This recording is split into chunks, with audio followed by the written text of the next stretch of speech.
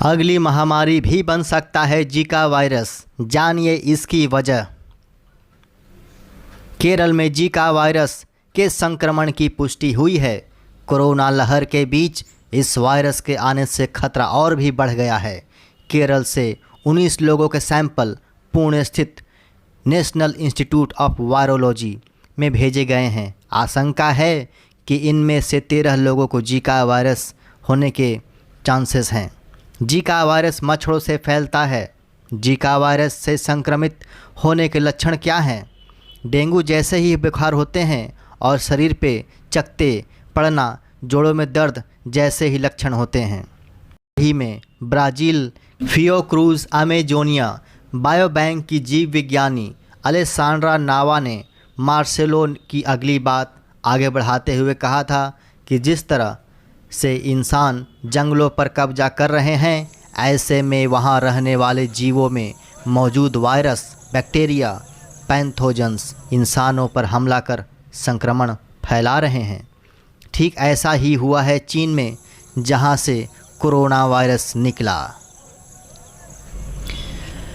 Brazil में बंदरों में जीका और चिकनगुनिया के वायरस मिले हैं। ये वायरस इंसानों से बंदरों में गया था, जिसकी वजह से ब्राज़ील में कई मादा बंदरों का गर्भपात कराना पड़ा था, क्योंकि मादा बंदरों के भ्रूण और शरीर में इंसानों वाले सारे लक्षण दिखाई दे रहे थे।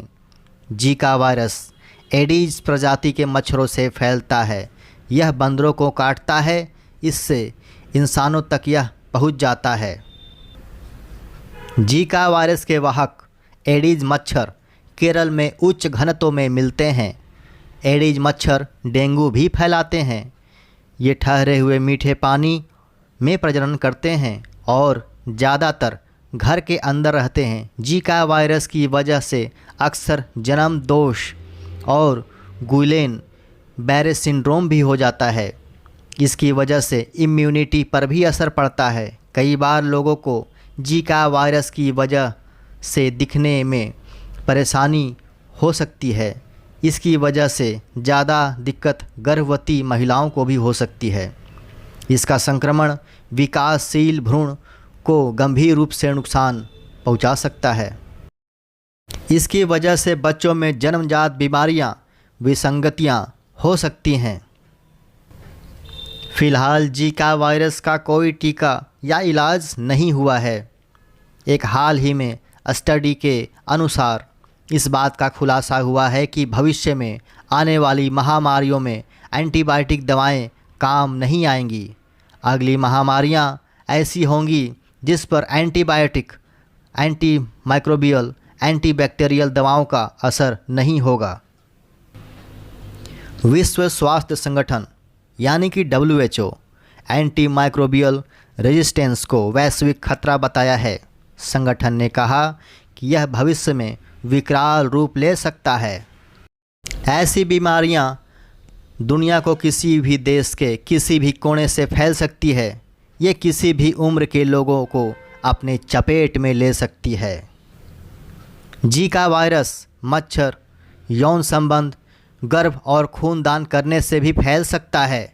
WHO ने दुनिया भर की दवा कंपनियों को निर्देश दिया है कि इस वायरस को निष्क्रिय करने के लिए इनएक्टिवेटेड वैक्सीन विकसित किए जाएं, ताकि गर्भवती महिलाओं को किसी तरह का नुकसान न हो। मार्च 2016 से लेकर अब तक दुनिया भर की 18 दवा कंपनी जीका वायरस की वैक्सीन विकसित करने में लगी है, लेकिन इन कंपनियों का कहना है कि इस वैक्सीन को बनने में करीब 10 साल का समय लगेगा। जून 2016 FDA ने जीका वायरस की वैक्सीन को ह्यूमन ट्रायल के लिए पहली बार अनुमति दी थी। मार्च 2017 में फेज़ 2 क्लिनिकल ट्रायल के लिए DNA वैक्सीन को अप्रूवल मिला। इस वैक्सीन में वायरस का पूरा DNA नहीं है, इसलिए इससे संक्रमण होने का खतरा कम है, लेकिन अभी तक किसी भी वैक्सीन का बाज़ार में उत्पादन शुरू नहीं हुआ है, इसलिए यह बीमारी ज़्यादा खतरनाक है। जीका वायरस को पहली बार 1947 में युगांडा के जीका जंगलों में रहने वाले रीसस मकाओ बंदर से निकाला गया था।